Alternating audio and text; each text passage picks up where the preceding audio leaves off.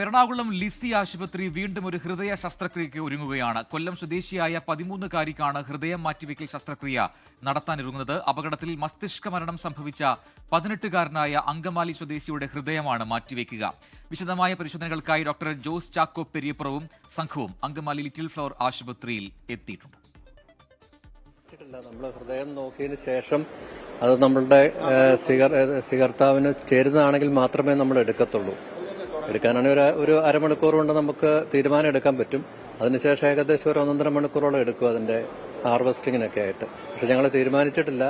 ഹൃദയത്തിന്റെ ഒരു ചേർച്ച നമ്മളൊന്ന് നോക്കാൻ വേണ്ടിയിട്ടാണ് വന്നിരിക്കുന്നത്. ഇപ്പൊ കേട്ടോ, ഇവിടെ ഹാർട്ട് എടുക്കുന്നുണ്ട് എന്ന് തീരുമാനിച്ചെങ്കിൽ മാത്രമേ അവിടുത്തെ കാര്യങ്ങൾ ആക്ടിവേറ്റഡ് ആകത്തുള്ളൂ.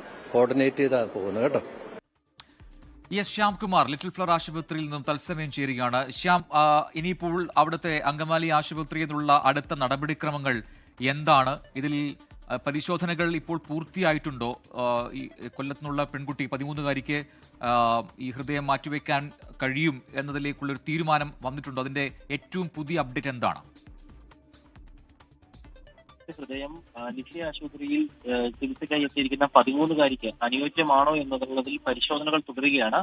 ഇതുമായി ബന്ധപ്പെട്ട ഒരു അന്തിമ തീരുമാനം ഡോക്ടർമാർ അറിയിച്ചിട്ടില്ല. നിലവിൽ ബിൽജിത്തിന്റെ ശരീരം ആന്തരിക അവയവങ്ങൾ നീക്കുന്നതിന് വേണ്ടി സർജിക്കൽ വാർഡിലേക്ക് മാറ്റുകയും ചെയ്തിട്ടുണ്ട്. ഇവിടെ ഡോക്ടർമാരുടെ നേതൃത്വത്തിലുള്ള പരിശോധനകൾ തുടരുകയാണ്.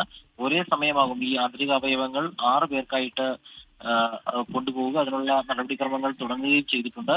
ഏതായാലും അല്പസമയത്തിനകം ലിസി ആശുപത്രിയിൽ ഉള്ള 13 വയസ്സുകാരിക്ക് ബിൽജിത്തിന്റെ ഹൃദയം അനുയോജ്യമാണോ ശസ്ത്രക്രിയയ്ക്ക് എന്നുള്ളതിൽ ഒരു വ്യക്തത വരും. ആ കുടുംബത്തിന്റെ വൈകിയെടുത്ത തീരുമാനമായിരുന്നു 6 പേരിലൂടെ ബിൽജിത്ത് എന്ന 18 വയസ്സുകാരൻ ഇനിയും ജീവിക്കും എന്നുള്ളത്. അതിന് ആ തീരുമാനമെടുത്തതിന് പിന്നാലെ തന്നെ സംസ്ഥാന സർക്കാരിന്റെ കേസ് ഓട്ടോയിൽ ഈ തീരുമാനം അറിയിച്ചു. അങ്ങനെയാണ് കൊല്ലം സ്വദേശിയായ 13-കാരിയെ തിരഞ്ഞെടുക്കുന്നത്.